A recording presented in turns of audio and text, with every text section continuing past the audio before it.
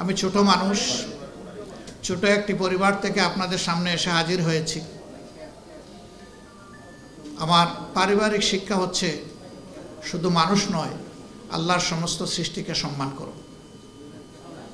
আমি পারি কি না সেটা আল্লাহ ভালো জানেন, তবে আল্লাহ তাআলার সৃষ্টির প্রতি আমি সম্মান পোষণ করার পক্ষে। একটা পিঁপড়াকে আল্লাহ তাআলা অহেতুক পয়দা করেননি। আল্লাহ বলেছেন, ও হে মানব জাতি, তোমাদের কল্যাণের জন্যই আমি তাকে সৃষ্টি করেছি। মেডিকেল সায়েন্সের ছোট্ট একজন ছাত্র আমি যখন আমার ছাত্র জীবনে বিভিন্ন বিষয় নিয়ে একটু ওই অক্ষরে লেখার বাইরে আমি চিন্তা করেছি। আমি দেখেছি প্রত্যেকটি জিনিস রিয়েলি আল্লাহ তাআলা আমাদের কল্যাণেই পয়দা করেছে। এক সময় আমার মনে আসলো, সাপকে কিভাবে আল্লাহ তাআলা আমাদের কল্যাণের জন্য পয়দা করলেন। তখন খুঁজে পেলাম যে ওর ভেনমের মধ্যেই আল্লাহ তাআলা ক্যান্সার প্রতিরোধক ঔষধ রেখে দিয়েছে। যে সাপের ছোবলে মানুষ মারা যায়, সেই সাপের ভেনমের মধ্যেই আবার মানুষের জীবন রক্ষাকারী ঔষধও আল্লাহ পয়দা করে দিয়েছে। কাজে সেও আমার জন্য উপকারী। একটা সাপকে আমি বিরক্ত না করলে সেও আমাকে ছোবল দেয় না, তো একটা মানুষকে আমি কেন বিরক্ত করব? মানুষ তো সৃষ্টির মধ্যে সেরা। এই জন্য মানুষকে সম্মান করা আমাদের দায়িত্ব। এ বোনটি বলেছেন যে আমি 24 বছরের সাংবাদিকতার জীবনে আপনাদেরকে তেমন করে জানার সুযোগ পাইনি।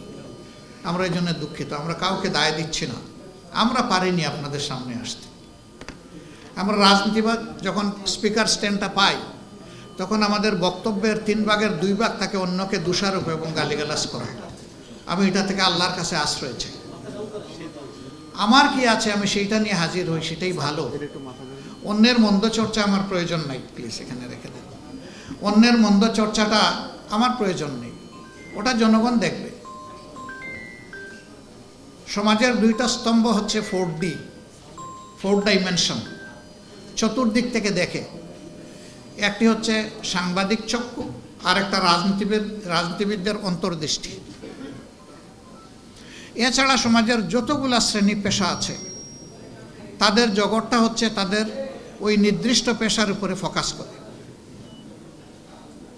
এই জন্য দেখবেন জীবন যুদ্ধে এই 2টা অংশের মানুষকে, এই 2টা অংশের চ্যাপ্টারের মানুষকেই জীবন বাজি রেখে কাজ করতে হয়। রাজনীতিবিদরাও গুলিতে মরে, সাংবাদিকরাও গুলিতে মরে। রাজনীতিবিদরাও স্বৈর শাসকদের সেনদৃষ্টিতে পড়েন, আবার সাংবাদিকরাও পড়েন।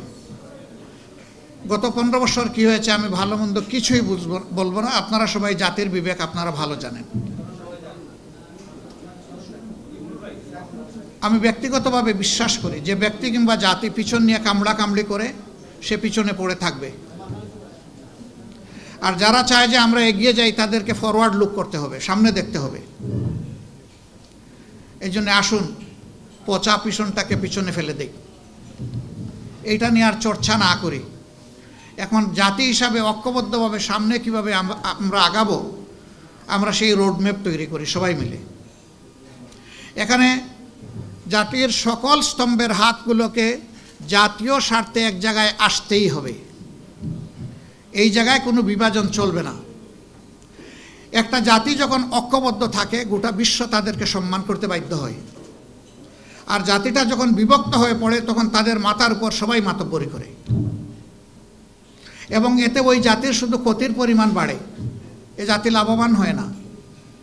আজকে বড় প্রয়োজন আমাদের ঐক্যের।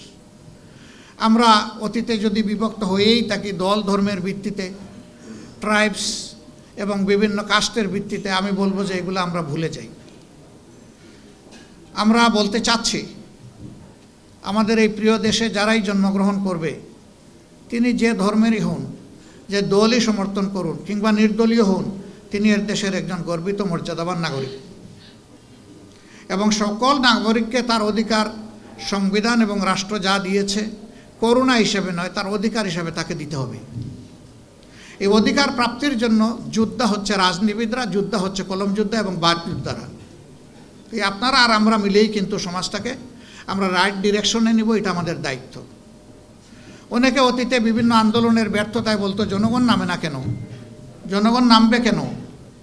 আমি কতটা নেমেছি তার উপর নির্ভর করবে আমার জনগণ কতটা নামবে। আগে তো দায়িত্ব আমাকে নিতে হবে। আমি যদি অসত্যকে প্রতিরোধ করতে চাই, শুধু ঘরে বসে আমাকে ফর্মুলা দিলে তো হবে না, আমাকে রাস্তায় নামতে হবে, রাস্তায় নেমে নেতৃত্ব দিতে হবে। এ বিশ্বে যতগুলা পরিবর্তন হয়েছে ওই ব্যক্তিকে কেন্দ্র করেই পরিবর্তন হয়েছে। সেখানে একটা ম্যাগনেটিক ক্যারেক্টার থাকতে হবে, যিনি সবাইকে ধারণ করবেন, যিনি সবাইকে তার থেকে দূরে ঠেলে দেবেন না। সেই ম্যাগনেটিক ক্যারেক্টার আল্লাহ যাদের মাঝে দিয়েছেন তাদের দ্বারাই সমাজের পরিবর্তন হয়। আমরা এমন ব্যক্তি আল্লাহর কাছে চাই, তিনি যেন সেরকম ক্যারেক্টার, উদার বিশাল মনের মানুষ, যিনি সারা বাংলাদেশের প্রত্যেকটি ইন্ডিভিজুয়ালকে তার অন্তরে শ্রদ্ধার সাথে ধারণ করবেন, এমন মানুষ আমাদের বড় প্রয়োজন। আল্লাহ যেন সেটা দিয়ে আমাদেরকে সাহায্য করেন। সাংবাদিক ভাই বোনেরা, অতীতে আপনাদের হাতের কলমকে ফ্রিজ করে রাখা হয়েছিল, একটা অদেখা হ্যান্ডকাপ আপনাদেরকে পরিয়ে দেওয়া হয়েছিল। যারা কথা বলেন তাদের মুখে সেরকম অদেখা একটা তালা ঝুলিয়ে দেওয়া হয়েছিল। সাময়িকভাবে এই তালা খুলেছে। আমরা যখন জেগেই উঠেছি, আমাদের আর ঘুমাবার প্রয়োজন নেই। এই জাগ্রত জাতিকে মঞ্জিলে পৌঁছানোর জন্য, প্রপার ডেস্টিনেশনে পৌঁছানোর জন্য এখন আমাদেরকে রাত দিন কাজ করতে হবে সবাইকে। সেই কাজটা আপনারাও করেন, রাজনীতিবিদরাও করে, পেশার কারণে পুলিশও করে, স্বাস্থ্যকর্মীরা করেন। এই চারটা পেশার মানুষ already emergency. Any time anywhere তার ডাক আসবে, তিনি হেসিটেট করতে পারবেন না, তাকে বলতে হবে আমি হাজির। কালার এক্সপার্ট, জর্জ স্যাপ এবং মাইল্ড অন হ্যান্ডস টেকনোলজি সমৃদ্ধ অরিক্স ক্রিস্টাল ওয়াশ আপনার লন্ড্রি এক্সপার্ট। এই জায়গাটা যদি আমরা পরিচ্ছন্ন করতে পারি, আমরা এই বীজতলা যদি সুন্দরভাবে তৈরি করতে পারি, তাহলে এই বীজতলায় অঙ্কুরিত যে চারা, এটা আগামী দিনে এই সমাজকে ছায়া এবং ফল দিবে ইনশাআল্লাহ। তবে হিংসার রাজনীতির অবসান অবশ্যই চাই, প্রতিশোধের রাজনীতির অবসান চাই। অনেকে বলেছেন আপনারা মাফ করে দিচ্ছেন কেন? তাহলে যারা পারপিট্রেটর তারা তো তাদের পাওনাটা পেল না। আপনি কোনটা চাচ্ছেন মানুষের জন্যে? আপনি কি তার ধ্বংস চাচ্ছেন না তার সংশোধন চাচ্ছেন? যদি ধ্বংস চান তাকে নিয়ে যান যেখানে ইচ্ছা, আপনি টেনে নিয়ে যান। আর তার যদি আপনি সংশোধন চান এবং একটা সংশোধিত হাত হিসাবে তিনিও সমাজে কোনো অবদান রাখুন, সেটা যদি চান, তাহলে তাকে সংশোধনের জন্য জায়গাটা তৈরি করে দিতে হবে। ওই জায়গায় হিংসার কোনো জায়গা নেই, এখানে উদারতার প্রশ্ন। তবে আমরা বলেছি হ্যাঁ, কোনো ভিকটিম কিংবা ভিকটিম ফ্যামিলি তারা যদি সুনির্দিষ্ট অপরাধের প্রতিকার চেয়ে আইনের আশ্রয় নেয়, আমরা তাদেরকেও সাহায্য করব, এটা আমাদের দায়িত্ব।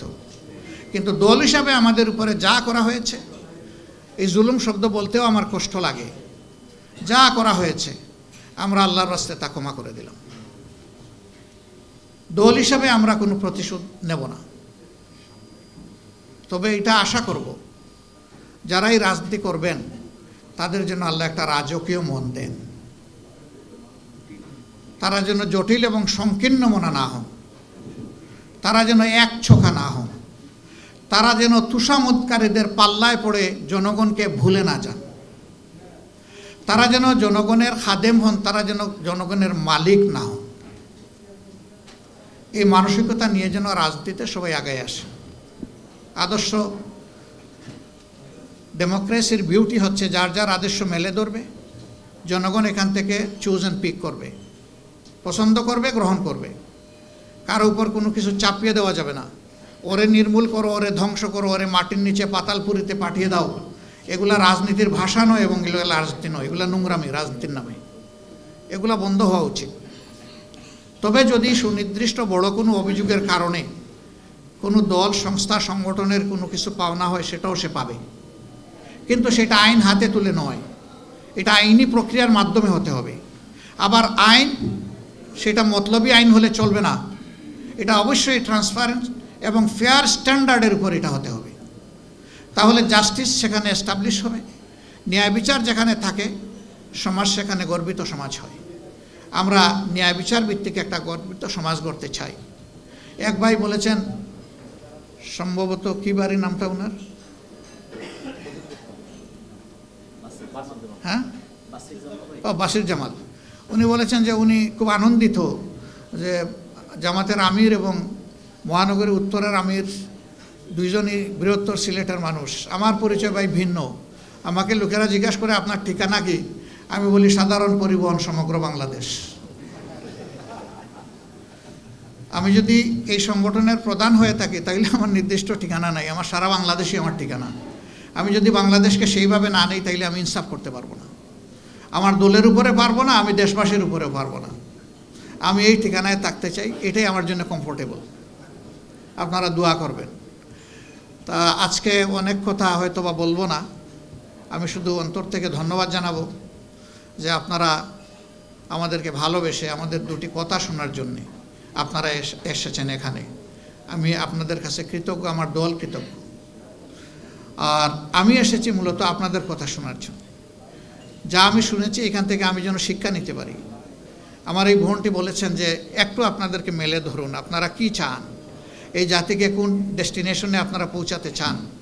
ইনশাআল্লাহ আপনারা পাচ্ছেন এবং আরও পাবেন। আমি শুধু এতটুকু বলবো যে শুধু আমাদেরকে নয়, যারা এই দেশে রাজনীতি করবেন তাদের সকলকে আপনারা খোলা মনে দেখবেন। খোলা মনে দেখলেই আপনারা সাদাকে সাদা হিসাবে পেয়ে যাবেন, কালোকে কালো হিসাবে পেয়ে যাবেন। অনেকে আমাদের নিয়ত নিয়ে প্রশ্ন তুলে, আমি হাসি।